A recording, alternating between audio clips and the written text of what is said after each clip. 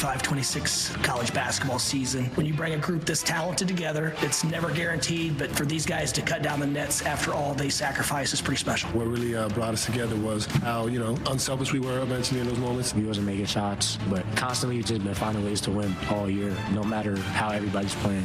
All I do is win, win, win, no matter what. Okay, welcome to the show. We are on Sports with Life.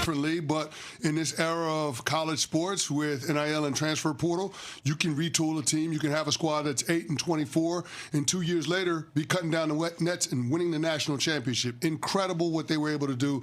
All starters, they got in the transfer portal, all 5 guys.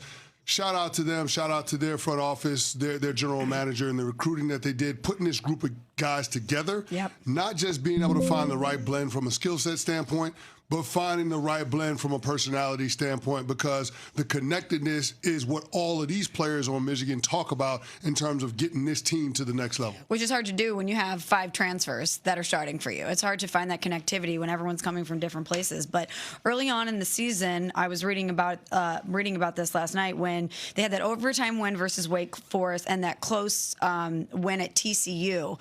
They were like, we're winning games, but something is off. It's not feeling right. And the entire staff kind of went into a bunker. They analyzed everything. They did a deep dive, and they're like, no, the pieces that we have assembled together will work. This is a team that can win a championship. And so they doubled down. They committed to themselves more than ever. They were dominant throughout the season, and that dominance carried into the tournament, and we saw it again last night. Well, let's hear Dusty May, the head coach of Michigan, whose resume already is unbelievable. Getting to the Final Four with FAU years ago is an utter miracle. I say that as a former FAU play-by-play guy. Winning a championship at Michigan is awesome. First Big Ten title since 2000, Michigan State. First Michigan title since 89. But he talked, Dusty May did, their head coach, about those early season doubts. We weren't very good early in the year. The first 2 exhibitions, we beat St. John's, but they weren't St. John's yet. And then we didn't play well. And at that point, we considered pivoting and changing our lineup and going a different direction and maybe admitting failure for our vision. And because of our staff, I remember the day like it was yesterday. We were in the conference room and we did a deep dive in everything that you can come up with to try to predict whether we thought it would work. And once we left that meeting, we were more committed than ever that this is going to work, and these are the reasons why. Now, we didn't feel like it was like bamboo. We didn't feel like the bamboo was just going to shoot to the sky the next week in Vegas, but it did, and then it happens quickly where we're playing at that level. And that's typically when it gets more difficult. I've been on sister on staffs when you play like that, and that's when it really gets tough because there's more tension, there's more of everything coming at your guys. And for them not to waver on how they, continue to give, to me, that's probably the hardest part and most rewarding thing that these guys did. Just awesome performance by Michigan last night, all throughout the season. But let's dive into their win, 69-63 over UConn. This NCAA tournament update is brought to you by Marriott Bonvoy. Traveling for game day, make Marriott Bonvoy your home base for pregame moments and postgame stories. Marriott Bonvoy, where game day checks in. So Michigan was up at the half, 33-29. I thought Malachi Smith coming off the bench for UConn was huge in that first half because they had 3 guys with 2 fouls. Alex Caravan had 8 points in that first half. Terrace Reed got looks. They're big, but missed a bunch of them, 2 of 7 early on. And Solo Ball had no signs of injuries, at least early on in the game. Michigan, conversely, Johnson, their big guy, one of their big guys in Illinois, transfer, had 10 points. He was awesome. But they kept missing. They were 0 of 8 from 3, no points in transition, but 22-8 in the paint for Michigan in that first half. Then Solo Ball in the second half picks up his 4th foul. UConn was down as many as 11 points, and there was a series right around 35-31 where Michigan had the lead, where 6 of 9 possessions were turnovers. It was a sloppy mess to start that second half. But people, if you didn't see the game, you see, 69-63, UConn was down as many as 11 points. The final minute of the game was so wild and almost became one of the craziest wins ever in tournament history for UConn because they were down 67-58 with 1:07 to go.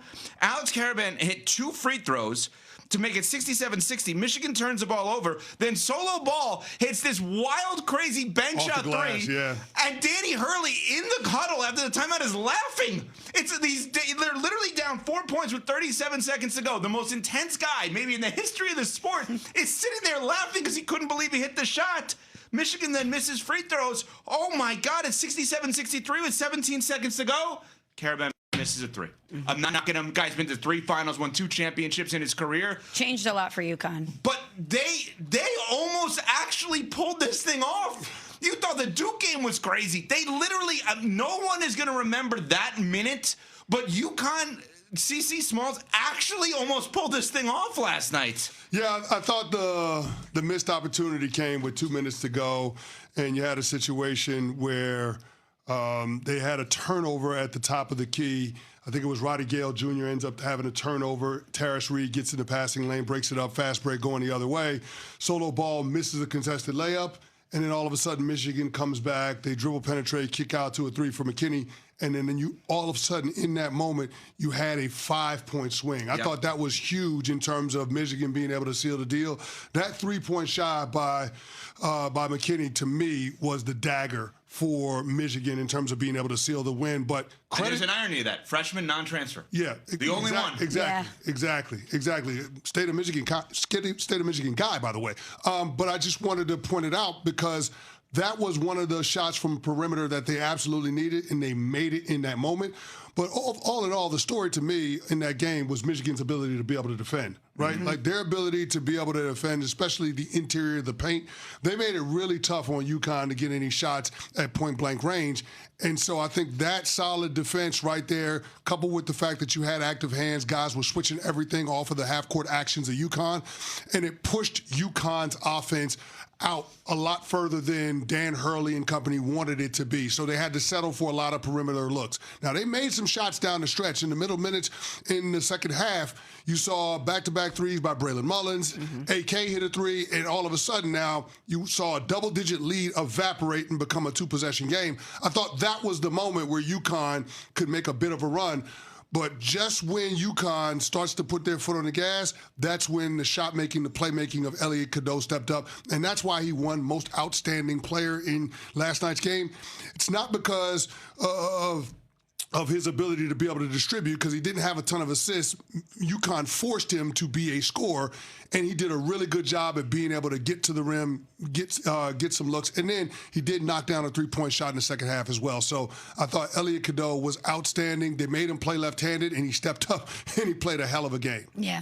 Michigan tends to do this to teams. They wear them down. They withstand teams. They have that size. UConn obviously came out with some physicality. Michigan has been this way all season long. You mentioned the paint. That's where they've been dominant. The paint, the free throw line. Those are 2 of their calling cards throughout the season. And I was surprised that UConn was able to mount the comeback, or at least make it interesting at the end, because when they missed 13 consecutive 3-point attempts at one point in the game, I thought that this could be a very lopsided affair. So the fact that we got a competitive game from UConn says a lot about that team and about, of course, Dan Hurley. Yeah, I mean, you're talking about the Michigan defense and the UConn misses from 3. A lot of that is because how far out those threes were. Those were not like right. I know that the solo ball one was reviewed with under a minute to go, but a lot of them were really deep threes, like in between the 3-point line and half court. It was not close-up threes, and the guy that I thought could have a big game, Braylon Mullins, he did not score in this game well. He was flying around rebounding-wise, which I did not see coming. But Michigan is just an excellent team. They're really big. They have tons of transfers, 5 across the board. They also positionally make a ton of sense. And I know that seems weird, but like old school pass, this was not a positionless team. This was, we have a 7'3" center, we have a 6'9" power forward, a 6'8" small forward, and a couple of combo guards. This was old school, beat you up, how we grew up watching basketball, where you could look at a guy and say, he's a small forward, he's a power forward, he's a center. There's no positionless. They are just going to beat you up. And Dusty May did a tremendous job with this team all year long. And I shouldn't point this out because it should be just commonplace, but in light of what happened with UConn and South Carolina in women's basketball, Danny Hurley was a gracious loser last night. I think a lot of people have what to say about Danny Hurley. We like him. He's been on our show. He stayed with us for about a half hour afterwards, doing stuff digital only at Unsports ESPN on that, by the way. And I thought everything he said was great. He was complimentary towards Michigan. He was complimentary towards Dusty May. He went over the top, rightfully so, about Caravan because he's the only guy that's really been there for that entire time. And Caravan deserves that. And he deserves that. But I thought Danny Hurley, again, I feel weird pointing out what you're supposed to do. Yeah. But we've talked about for the last 24 to 48 hours what you're not supposed to do. So why not point out the opposite? I also think that the perception of Coach Hurley is that intensity, that fire, and that people sometimes maybe assign personality traits to him that don't exist sometimes in those moments. So I think it's important to point that out. Yeah, and I ain't sitting here talking about Dan Hurley today. They lost the game. Today is the day to talk about Michigan. And we have. Can we play Hail to the Victors, please? Can we play it? How about this? Do we have it? Can we play it? Somebody at Vegas East, can we play the song? Can we get the fight song queued up? Hey, relax. It takes a second. Wow. It takes us. You might think. Yeah, that should have been ready. Might think that you would have that teed up on the morning after Michigan wins the national championship in basketball. Now that lonely banner that they had in the Chrysler Center, the one championship that they've been able to hold up, they actually can add something to it. Here we go.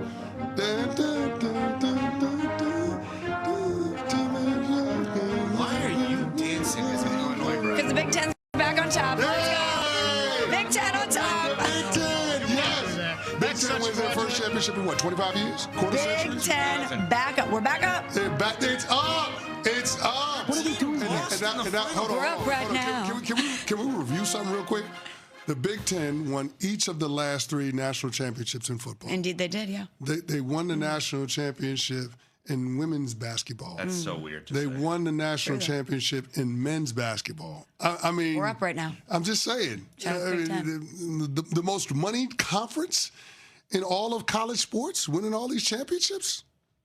They're putting it to good use. And you're asking They're why. putting it to good use. They certainly are. Shout out to the Big Ten. And Evan, you asked why I was dancing to the Michigan fight song. Coach Hurley was very gracious with us. Awesome. Beyond awesome. But he's hurt me where it counts. 3 times each of the last 3 years. Correct. Oh, no, 4 times in the last 3 years. They beat you twice this year. It was bad. So thank What you are we doing for here? being so gracious. But I was cheering for your downfall last night, Coach. Sorry. Vegas East not happy with Smalls. Why? Vegas East? Fraudulent. Yeah, you're never going to beat the charges that you're a fraud fan.